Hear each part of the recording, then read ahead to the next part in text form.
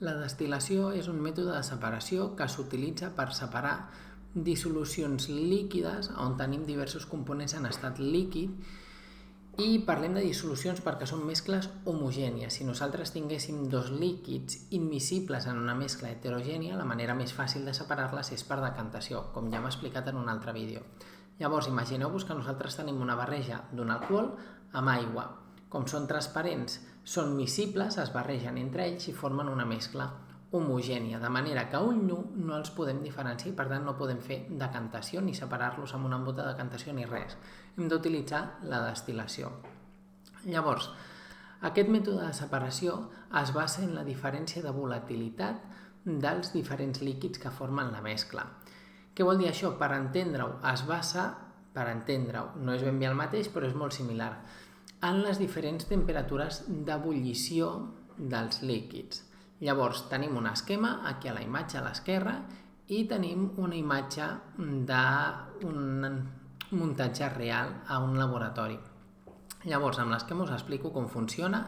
És molt fàcil. Nosaltres tindríem aquí, en aquest recipient de l'esquerra, la nostra dissolució amb els diferents líquids, amb l'aigua i l'alcohol.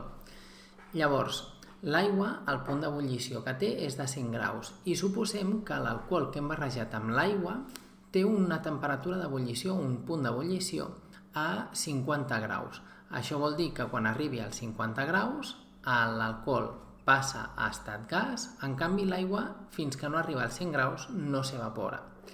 Llavors, en aquest recipient tindríem la barreja, després aquí tenim un termòmetre per controlar la temperatura i aquí tenim el que seria el refrigerador o el refrigerant, de manera que el que faríem és aquest recipient inicial començaríem a escalfar-lo.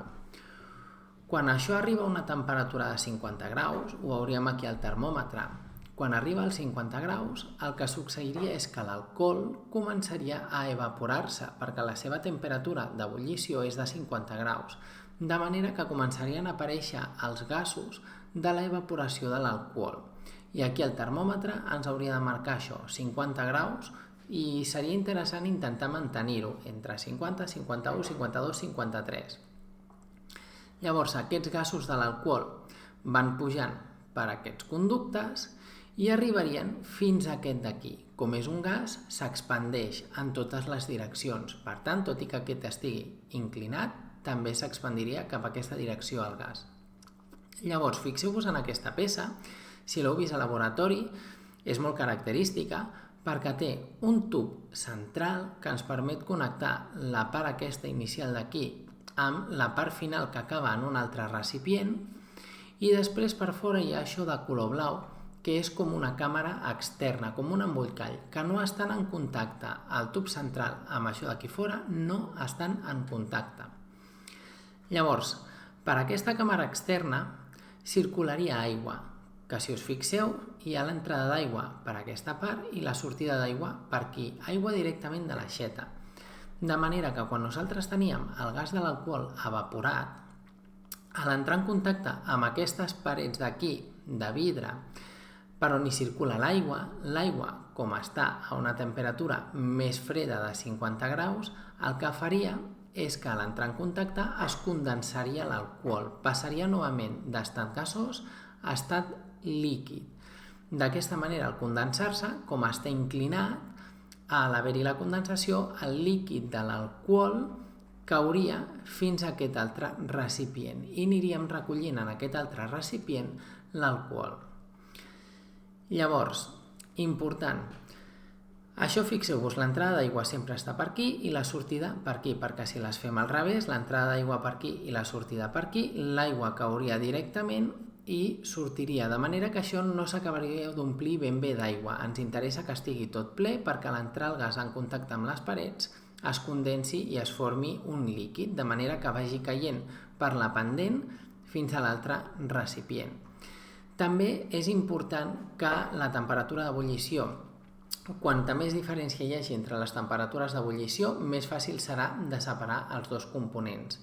Llavors, l'altra cosa important és que si nosaltres hem parlat d'aigua i alcohol que un té 100 graus i l'altre 50, seria interessant que el termòmetre no s'apropi a la segona temperatura d'ebullició, Per què? Perquè si nosaltres passem ràpidament als 100 graus, en aquell moment s'estaran evaporant a la vegada els dos líquids, l'aigua i l'alcohol. Per tant, el que ens interessaria seria tenir-ho un cert temps a 50, 51, 52, 53 graus, perquè l'alcohol es vagi evaporant i llavors, quan tot l'alcohol s'hagi evaporat, tot i que estigui a 52-53 graus, no es desprendria cap vapor, perquè l'aigua s'evaporaria als 100 graus.